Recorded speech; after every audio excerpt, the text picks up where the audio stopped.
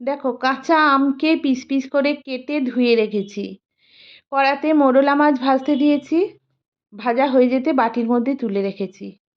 ওই কড়াতে অল্প তেল, সর্ষে, আম, শুকনো লঙ্কা, পাঁচফোড়ন, লবণ দিয়ে ভাজছি।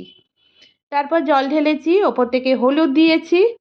দেখো, আমগুলো সেদ্ধ হয়ে গেছে। এরপর আখের গুড় দিয়ে সুন্দর করে মিশিয়ে নিয়েছি।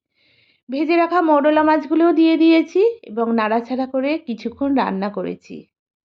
ব্যাস, গ্যাস অফ করে দিয়েছি। আর অন্য বাটির মধ্যে আমি তুলে নিচ্ছি কাঁচা আম দিয়ে মৌরলা মাছের চাটনি। ঠাকুমা দিদিমাদের আমলের এক জবরদস্ত পদ।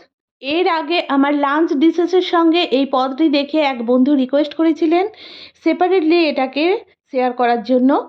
স্পেশালি আজকে তার জন্য অবশ্যই বন্ধু তুমি দেখে নিও।